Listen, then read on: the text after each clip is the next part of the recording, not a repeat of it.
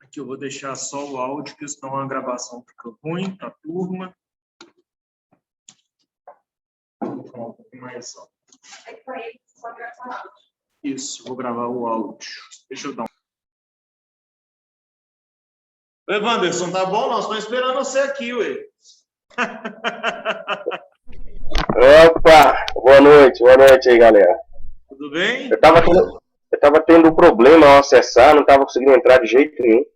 Não, joia, sem problema. Nós estamos aqui agora com presenças ilustres. Não vou falar quem é, não, para vocês ficarem curiosos.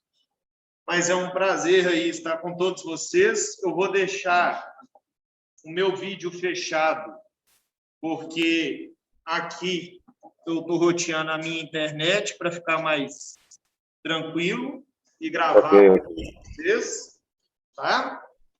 Ok. Durante agora toda a aula, turma, só inicializando, eu não vou postar para vocês, eu não vou postar matéria antes, não. Eu vou dar matéria com vocês dentro de sala de aula, tá?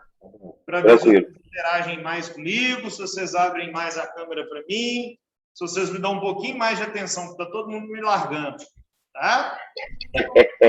Então, a partir de semana que vem, estamos juntos toda segunda-feira, nesse mesmo horário, de forma online também. Ok. Primeiramente, como todos vocês já têm ciência, estou falando um pouco alto, até mesmo por conta do microfone aqui, como vocês já têm ciência, nós temos aí justamente, né, turma, uma nova atividade, a qual a gente vai ter pelo menos algum encontro aí, para a gente ir se aproximando e quebrando essas arestas aí nossas, dessas questões nossas acerca de pandemia. E na aula de hoje, como todas as aulas que eu vou fazer aqui presencialmente, a gente não vai, vamos falar assim, cuspir matéria não, né?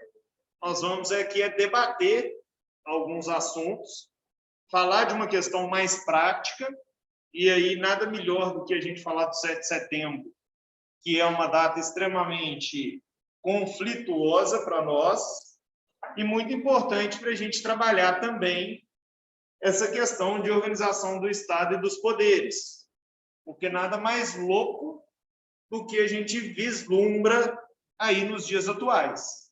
Quando eu falo louco, tá, gente? Eu não estou falando que está certo ou que está errado. Eu estou falando que isso é uma situação a qual a gente tem que buscar toda essa situação de poderes e Estado, justamente para a gente conseguir enxergar o papel nosso social. Eu vou fazer essa aula com vocês aqui, e qual que é o caso? O caso, ele simplesmente se baseia, e eu compartilhei com todos vocês aí no WhatsApp agora, em uma matéria que a gente tem, mas vocês não precisam abrir, não, porque vocês estão comigo.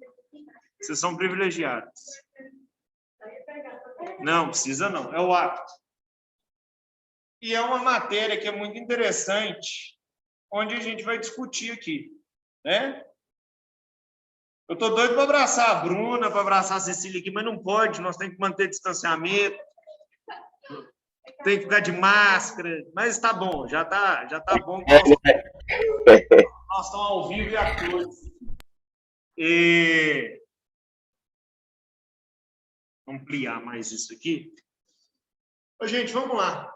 Primeiramente, é uma questão muito interessante essa matéria aí, porque essa matéria ela traz para a gente uma situação bem interessante. Muitas vezes, e isso no curso de Direito, é extremamente legal a gente pensar nessa figura. Sempre a gente busca uma linha. Sempre a gente defende uma linha de entendimento, uma linha de razão, uma linha de existência. E muitas vezes os alunos viram para mim e falam assim, professor, o que você acha? Eu falo, até o momento a minha opinião é essa. Mas amanhã a minha opinião pode mudar. Então é muito interessante quando a gente tem uma discussão, e sempre numa discussão vem o que a gente chama de doido, né? Sempre tem um doido no meio da discussão. E é muito interessante que esse doido, muitas vezes, ele não é o doido. ele é uma pessoa que está pensando de uma forma diferenciada, né? Mas que ele tem uma visão boa da coisa e não contagiada da coisa, porque nós somos frutos aí de diversos sistemas e de diversas questões, o que nos remete aí à questão política, econômica, social e, consequentemente, quando a gente fala dos poderes e da organização do nosso Estado. Só para vocês terem uma ideia, muitas pessoas, e como que é importante a gente esquecer, para quem tem algum tipo de paixão política, como que é importante a gente esquecer essa paixão política. Muitas pessoas adoram falar que o governo PT quebrou a Petrobras. Mas se a gente estudar a história, o governo PSDB fez a mesma coisa quando ele privatizou a Vale. Muita gente adora falar que o PSDB privatizou demais. Mas no governo PT tivemos mais privatizações do que no governo PSDB. E por que eu estou falando isso? É porque a gente tem que falar mal do PT ou do PSDB? Não. É porque é tudo farinha do mesmo saco e a gente tem que parar de ter essa paixão política. Estou dando exemplos históricos, tá, gente?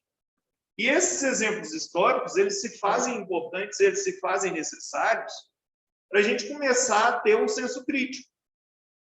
Senso crítico no sentido de falar assim, poxa, eu estou escutando isso, alguém está defendendo isso. Será que essa pessoa está certa?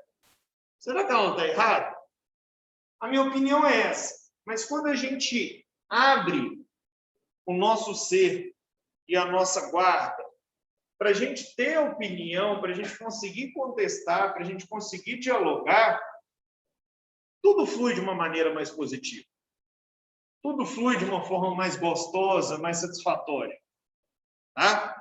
Então, propositalmente, a nossa atividade, que está aí no nosso sistema aula, eu coloquei como VA2, mas não precisa correr, não precisa fazer para hoje ou para amanhã, acho que só daqui 2 semanas que vocês têm que postar, mas o nosso bate-papo e a nossa discussão prática aqui hoje, são trazer os fatos.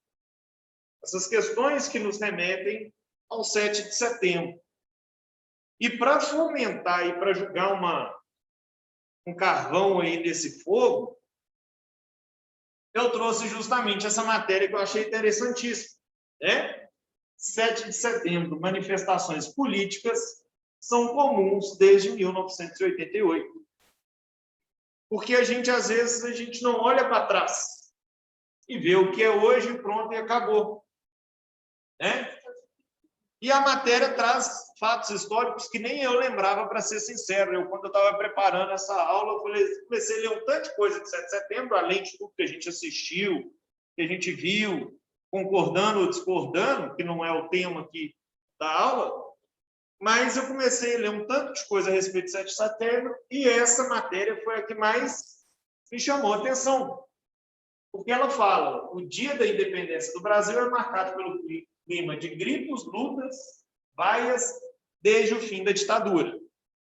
E aí é muito interessante que ela fala, vaias, gritos, lutas, fogo e bandeira nacional, desde o fim da ditadura. O dia em que é comemorada a independência do Brasil é marcado por manifestações contra um governo. Claro, porque desde a época do período militar, porque no período militar a gente não podia manifestar. Né? A maioria dos protestos acontecem em momento de clima econômico ruim no país, aliado a crises políticas e descontentamento geral da população. Né? E aí, justamente isso, né, gente? Quando a gente quer saber quem é amigo do rei, é só entrar em crise. E quando a gente está bem demais, todo mundo nos acompanha. É assim dentro da nossa casa, é assim dentro da nossa família, é assim dentro das amizades que a gente tem. Quando tá bom, você tem um tanto de amigo para tomar cerveja, quando tá bom, você tem um tanto de gente para sair, para gandaiar, e quando tá ruim, é meia dúzia de gato pingado. Ah, isso é ruim? Não, é a história. Na questão governamental é a mesma coisa. Para que a gente vai protestar se está tudo bem? Se todo mundo está ganhando bem, se está todo mundo empregado, se está todo mundo com burro na sombra, né? A gente manifesta, claro, quando existe alguma instabilidade dentro do nosso processo de governo e, consequentemente, a gente vai manifestar se há um desemprego em alta, há uma insatisfação com o governo, há uma insatisfação com os poderes também. Porque buscando a nossa matéria, quando a gente fala dos poderes e do Estado, nós estamos chamando a atenção aqui de como que é essa divisão. E é muito interessante, eu tentei até puxar essa crítica, né?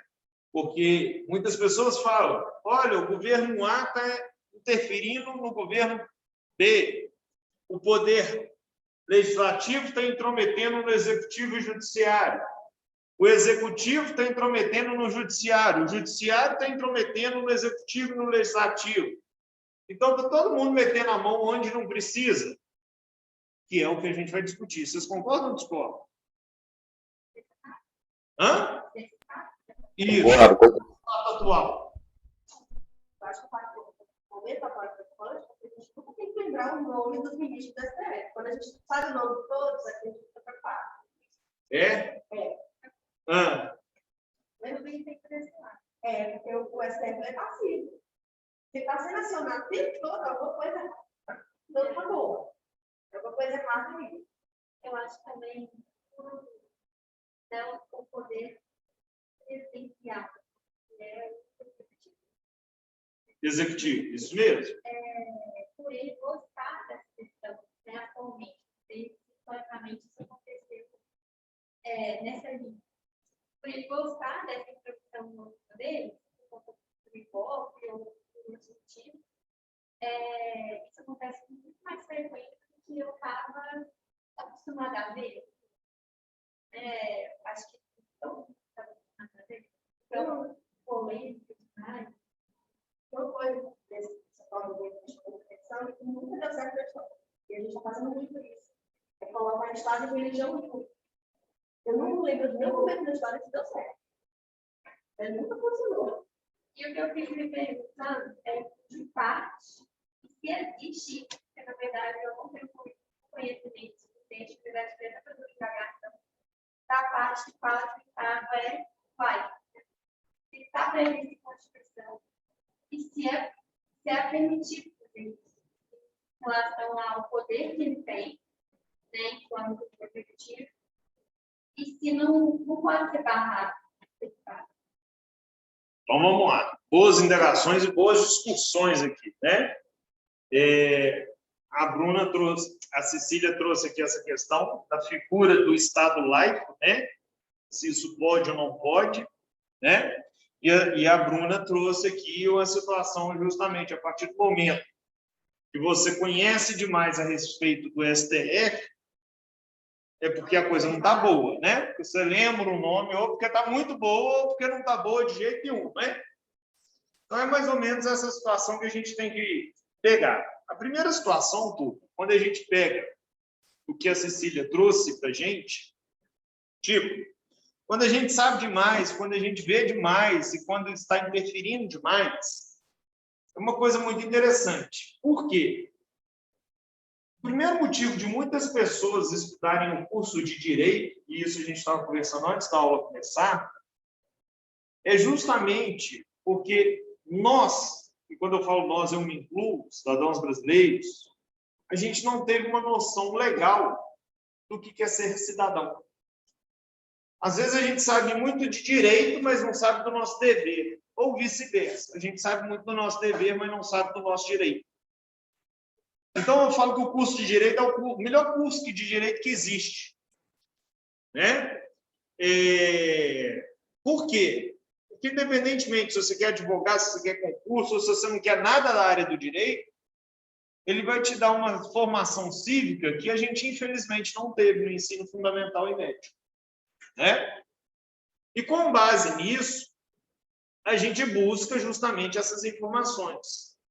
E se a gente pega desde 1988 até os dias atuais e começa justamente a trabalhar essa situação, a gente começa a ver que a cada ponto a gente começou a conquistar e ter mais direitos e deveres. porque a gente começou a ter acesso às coisas.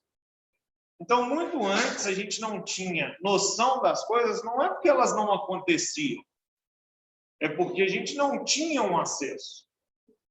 E tudo que vem para o bem também vem para o mal, né, gente? É a mesma coisa. Você pega o desenvolvimento do avião, veio para o bem. Foi usado para quê? Na guerra. Você pega o nosso famoso celular, veio para o bem. Comunicação, vídeo, aula online, tudo, né? Mas está lá acontecendo uma coisa e tem alguém filmando que não pode ser filmado. São as provas aí do direito penal que eu deixo para vocês brincarem depois. Então, isso é uma coisa muito interessante. Então, essa questão, às vezes, de você ter uma interferência entre um poder e outro, tudo, vamos falar que já poderia existir isso, porque os poderes, e a gente vai ver isso, eles são independentes entre si. Executivo, legislativo, judiciário, como vocês mesmos falaram, né? Mas eles têm que ter uma sintonia. E a partir do momento que essa engrenagem ela para de funcionar de uma parte, ela emperra o sistema. E o sistema ele trava. Só que o importante é a gente ver que em um Estado democrático de direito, isso é mais do que comum. Olha só, olha as manchetes. Itamar aplaudido em Brasília. Esquema do governo poupa Lula das vaias. Brasília libera ônibus para aumentar público no desfile. Collor revaiado em 7 de setembro. Ato contra a corrupção ofusca a estreia de Dilma no desfile da independência.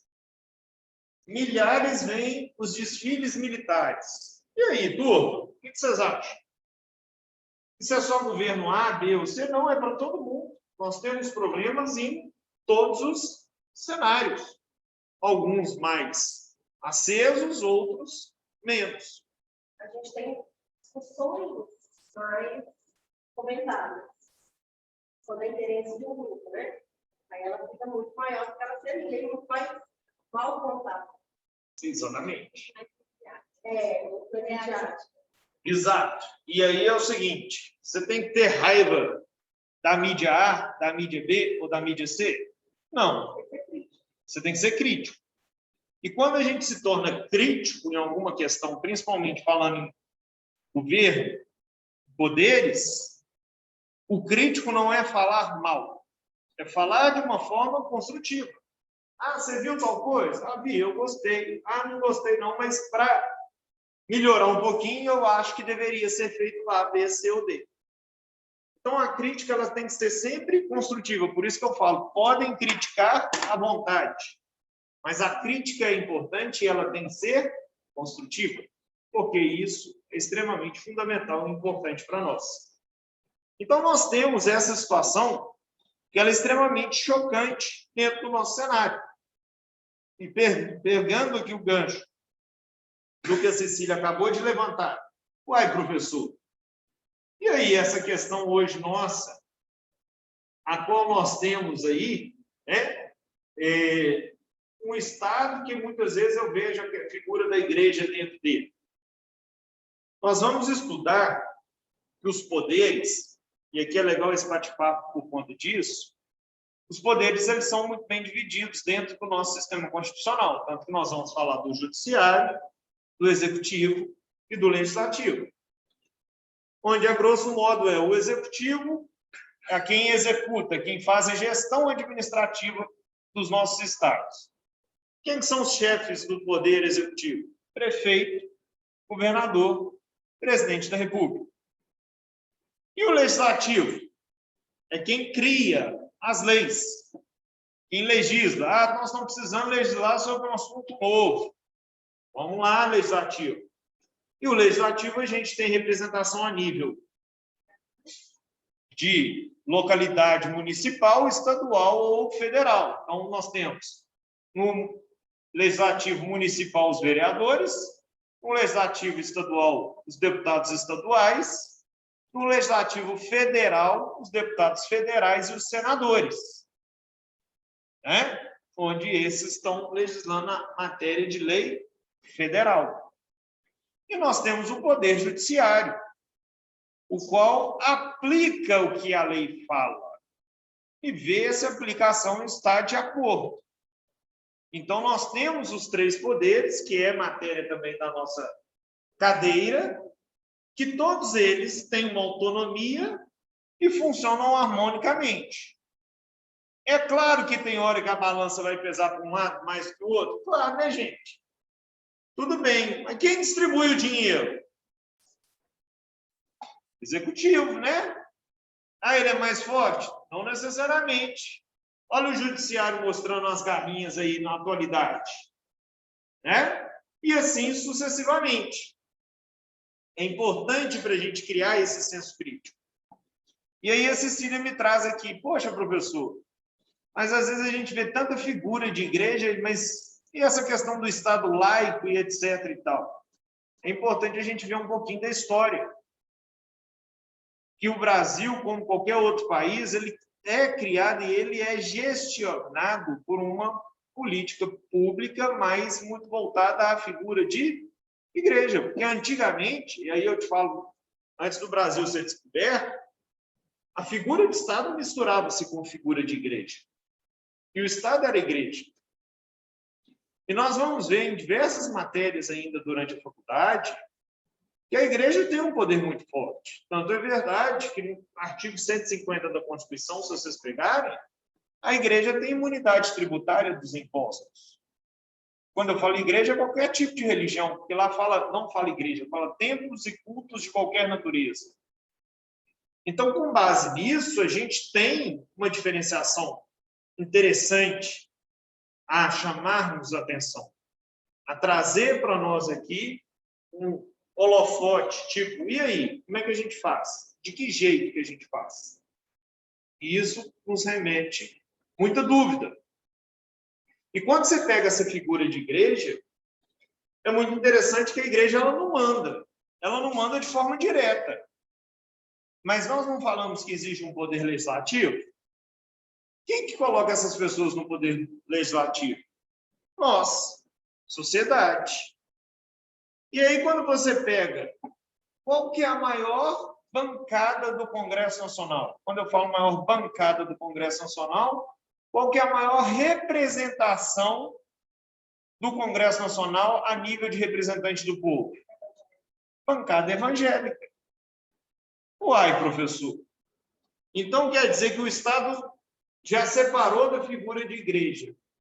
Mas, então, quer dizer que a nossa questão política, legal, legislativa, é representada, por sua maioria, pela igreja? Sim. Eu vou falar mal do evangélico? Só se for bobo e doido. Eles são muito inteligentes e muito bem organizados e muito bem representados. Que as outras façam assim ou façam melhor do que eles. Mas isso é para mostrar que mesmo a gente falando que há uma separação de questões de poderes, etc. e tal, você tem representação nessas esferas. E isso causa para a gente, neste ponto, vamos falar assim, de direito, uma grande dúvida. Porque, querendo ou não, você vê que a figura laica tem poder sobre as questões. Porque para você aprovar uma lei, você precisa do quê? Da maioria. E quem que é a maioria lá? Bancada. Né? Então, vamos pensar nessa situação. Então, é muito interessante, porque às vezes o pessoal critica de uma forma negativa, mas não, eles são muito inteligentes. E é isso que vocês estão falando. E é fundamental. A chave do que a gente vê, né? Porque, por exemplo, na esfera federal, mas senador, né? Senador e deputado federal. Eu, por exemplo, interessando política e estudando isso, eu não sei. Quem está sentado lá? Mas todo mundo sabe quem é o presidente, todo mundo sabe a voz dele. Então, eu achava que vinha só dali. Mas é muito mais profundo. Exatamente. E outra coisa, às vezes a gente tem uma crítica muito ferrenha sobre o poder executivo, mas o executivo não faz nada sem o apoio do legislativo. Porque quem manda, na verdade, é muito mais o deputado federal e o senador do que o presidente. Porque não adianta o presidente falar nada se o Congresso não estiver do lado do presidente. Não der apoio por conta disso. Então, é essa situação de estabilidade que tem que existir. Né? Então, é justamente, professor, então por que não acontece isso ou não acontece aquilo? Então, é essa situação que a gente tem que enxergar. Quando a gente fala de lei, também a gente lembra só do judiciário. Mas a lei tem nada de Exatamente. Quando a gente fala da lei, quando muito bem, Cecília, né? Bruna, Cecília. A Bruna muito bem falou, né? Quando a gente fala de lei, a gente pensa só do judiciário. Mas a lei, ela vem do legislativo, a gente tem que reclamar no legislativo.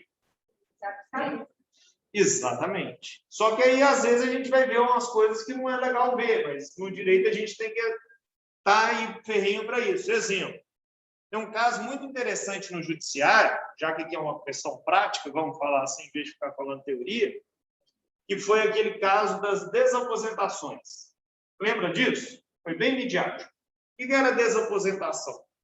A pessoa trabalhou, cumpriu a sua tabela lá para aposentar, aposentou, como todo brasileiro, continuou o quê? Trabalhando e contribuindo. Se ele continuou trabalhando e contribuindo para o sistema, o fator dele, o índice dele foi melhorando, porque ele foi ficando mais velho, continuou pagando e estava contribuindo ainda. Então, o que a gente fazia? A gente fazia um processo de desaposentação, onde a gente pedia para desaposentar a pessoa, recalcular com as novas contribuições e a nova idade, para ele reaposentar com um benefício melhor. Para mim, isso tem lógica. E isso caiu aonde? No judiciário. Até chegar no STF. STF em função de julgar. Né? Quando o STF vem e julga, o que ele fala? Turma, não cabe ao STF criar lei nenhuma. Logo, essa matéria não pode ser discutida, essa matéria não é mais válida, então eu simplesmente falo que não é constitucional porque não tem lei disciplinando sobre isso. Se que você queira que você crie, exige lá dos seus representantes que crie a lei. Ou seja, acabou com a conversa e todo mundo perdeu. Ô, turma, quem está online, se quiser falar alguma coisa, fica à vontade, viu? Beleza, professor, beleza. Então tá bom. Vocês estão muito caladinhos aí. E aí, turma, nós temos uma outra situação.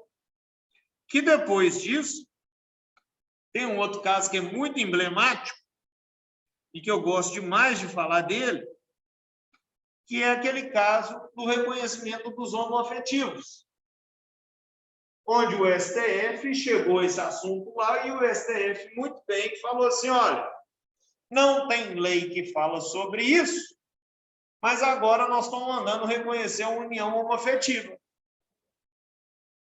que eu estou mostrando? Mas aí não tem um caso. Não lembro como é que a lei fala, porque acho que a lei não fala homem. Fala só de casal. Tudo bem. Mas existe lei falando o que é casal, o que não é, como que é, como que não é? E aí, o que o STF falou? Olha, já que não tem nenhum membro do Legislativo para fazer um projeto de lei, porque isso causa muita discussão, ninguém quer perder voto, ninguém quer mandar um projeto desse agora, eu mando todos os cartórios reconhecerem as uniões homoafetivas. Brilhante, por incrível que pareça, os votos todos são brilhantes. São 11 votos, cada um explicado por uma teoria diferente um do outro, e todos votando no mesmo sentido de reconhecer a união homoafetiva. Super bacana. Só que o STF vem e fala o quê? Reconheça. O que eu estou mostrando? Que eu tive dois casos completamente diferentes um do outro, mas que o primeiro caso o STF vem e fala que não cabe a gente falar sobre isso, que eu não tenho competência para legislar. E o segundo caso, o STF pega o caso e fala que A piada. como ninguém quer fazer lei a respeito disso, resolve. Professor, o que deixa eu, na minha visão, tá? O que deixa transparecer é o seguinte, Eu reconheço leis que eu talvez me beneficie, ou beneficie um ente querido, ou seja quem for. Então, né, ou pessoas próximas, isso é que é o... Bom, para beneficiar o trabalhador, eles não acham que não tem competência, né? Lógico, eu não sou contra nada disso daí, beleza, mas é um cúmulo absurdo, né? Eu acho. É super bacana essa colocação sua, Anderson, mas assim, ao mesmo tempo, o que eu estou trazendo aqui, que é o que eu estou demonstrando para todos nós. Eu estou demonstrando justamente que a gente precisa ter uma sensatez nessas questões, porque, querendo ou não, sempre vai ter algum tipo de discussão e embate sobre essas questões. Diga, Bruna. Mas quando a gente fala de qualquer assunto que envolve previdência, a gente fala de um corpo gigante nos cofres. É uma questão econômica. Sim. Qual é a parte mais sensível do corpo, gente? O bolso? Nossa Senhora, eu com duas mulheres aqui na sala, achando que elas iam falar que era o coração, tudo. Elas vêm e me falam que a parte mais sensível é o bolso, mas é isso mesmo, né? Quando a gente mexe na questão econômica, e tanto é isso que a gente está vendo aqui na matéria, nós temos isso. E até mesmo porque acho que assim, a questão no sentido polêmica, mas, de certa forma, não vai afetar a coisa, no sentido de prejudicar ou melhorar a questão da vida da pessoa. Nesse caso, a lei não falava que era uma mulher. Mas, assim, ele está com a questão social, né? Mudar, acreditar que a lei faz com a mulher e não era permitido. E qual que é a lógica disso, tudo que eu estou falando e eu estou colocando para vocês? A gente tem que entender que há uma independência de cada poder, sim, mas que eles têm que ter uma sintonia. Essa independência tem que ter causa equilíbrio. Tem que buscar um equilíbrio, as coisas têm que funcionar de uma forma harmônica entre si, porque se a gente não tem, a gente entra nesses estados de conflito e quem paga o preço por isso tudo somos nós, sociedade. Então, exemplo. Pode falar. E estamos vendo isso hoje, né? Exatamente. Estamos pagando. Estamos pagando, né? Então, aqui, ó. Em 88, após o fracasso do Plano Cruzado, Brasília assistia à primeira manifestação da sua história contra o governo durante o desfile de 7 de setembro. O ex-presidente José Sarney foi vaiado e a polícia chegou ao quê? A tirar faixas e agredir os manifestantes. Em 89, Sarney muda o local de comemoração, que desde os anos 70 era realizado no eixo rodoviário. O evento foi realizado em frente ao quartel-general do Exército. À toa, claro que não, né? A justificativa foi a reforma pela qual a avenida passava e a economia de recursos. Claro que não. Então, é um caso bem interessante, né? Essa reportagem, né? Que fala, Polícia Militar cala vaias contra Sarney com cacetete, né? E aí, brincadeira. E aí aparecem os militares aí nos seus desfiles, né? Bandeirantes perde anúncio e por aí vai. Aí, em 92, o Collor foi vaiado 3 vezes durante a parada militar em Brasília também, mesmo tendo evitado aparecer. Ele, com a primeira-dama, cancelou o desfile em carro aberto e chegou ao palanque por meio de uma passagem subterrânea. A ala reservada aos parlamentares precisou ser ocupada por militares, porque só um deputado compareceu. O vice Itamar e os presidentes do STF, Senado e Câmara não estiveram presentes. Olha aí a instabilidade. Também entre os poderes. Olha, presidente, deputados e o Supremo. A reportagem aí. Collor é vaiado no 7 de setembro. Tá? Depois, um dos únicos a escapar do descontentamento popular, Itamar foi aplaudido em 7 de setembro de 93 e 94. Teve um crescimento médio no seu governo do Produto Interno Bruto, que é o PIB, desde o fim da ditadura em meio à disparada da inflação e foi marcado pela medida do Plano Real e lançamento da nova moeda em 94. Graças a Deus, a moeda teve vigente. Então, tem aí uma nova reportagem. Itamar é aplaudido em Brasília. Depois, nem só de palmas Vivem, né? Fernando Henrique Cardoso, em 99, convocou seus servidores para engrossar o público, mas não escapou de vaias. No fim do desfile, com o aplauso dos seus convidados, o presidente chegou a ser vaiado por parte das pessoas que assistiam a solenidade, né?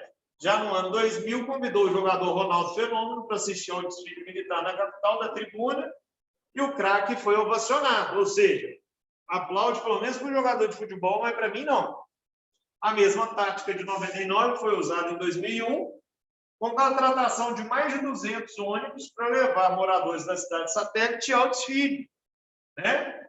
Mesmo assim, acabou em vaia. Olha, gente, Fernando Henrique Cardoso fazendo o que o povo fala que o PT também fazia. O que eu estou mostrando? Não muda muito, não, gente. Para de brigar por conta de política e vamos ser mais críticos. Isso daí. Isso daí. De uma forma mais inteligente, tá? Porque eles fazem a bagunça e nós pagamos o preço por essa bagunça. Continuando a reportagem. Brasília libera ônibus para aumentar público no desfile. Depois, Lula, na independência de 2006, teve uma surpresa em Brasília. Foi instalada uma arquibancada com 1.700 convidados próximo à tribuna. O som das pessoas favoráveis acabou abafando as vaias e gritos que protestavam contra a corrupção e pediam seu impeachment, né? Após o escândalo do mensalão. Mesma coisa aí, ó. Esquema do governo, poupa Lula de vaias, né? Colocou os convidados próximos para abafar. 2011, Dilma, né? Presença aí marcada, e aí reuniu 25.000 pessoas, enquanto um dia tinha o Dia da Pátria, o outro desfilava os manifestantes. Já em 2012, ela foi escoltada e blindada, e foram instalados tapumes aí por conta do descontentamento político. Aí, ó, ato contra a corrupção no Fusca, estreia de Dilma no desfile de independência. E aí, é muito interessante a gente ver essas questões políticas, e por isso que eu coloco essas perguntas para vocês responderem durante 2 semanas. Vai terminar aqui daqui a pouco tempo aqui no Zoom, gente, mas não tem problema não, mas é justamente essa discussão que é importante a gente trabalhar aqui. Por quê? Eu estou precisando, e nós precisamos, de críticas construtivas. Ah, você entende que isso está certo? Beleza. Por que você entende que isso está certo? Qual que é o seu motivo? E no direito, o mais gostoso do direito é que não existe o errado. Existe o que não é justificável. E essa é a sabedoria que a gente tem que desenvolver.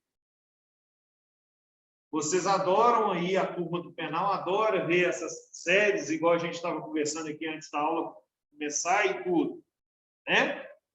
E quando a gente começa a ver essas questões, por mais pé da vida que a gente possa ficar com um lado da moeda, a gente tem que ter uma certa sobriedade para conseguir fazer uma análise de cada caso. Então, o que nós estamos vivendo isso hoje, eu concordo ou discordo? Eu posso ter minha opinião, claro. Mas até que ponto o que eu concordo tem fundamento jurídico, legal, constitucional, que é o que a gente está estudando, e até que ponto o que eu estou falando não tem esse fundamento. Tipo, né, gente? Antigamente, os atleticanos viviam só de paixões. Hoje a gente está vivendo só de título, graças a Deus. Né, Anderson? Vamos ver se ele vai rir. Se ele é atleticano ou cruzeirense? Nenhum. Então não torço, então nem lógica. Então tá bom. E aí, nós temos essa situação onde a gente tem que aprender a fazer essas críticas construtivas. Onde é importante a gente conseguir demonstrar esta situação. Entendeu? Num qual sentido? A gente conseguir sempre explicar e fundamentar o porquê daquela situação. Tá? Aqui vai encerrar, nós vamos continuar aqui. que aí eu falo com vocês umas questões interessantes também, depois eu mando uma mensagem no grupo. Então, turma, é muito importante você criar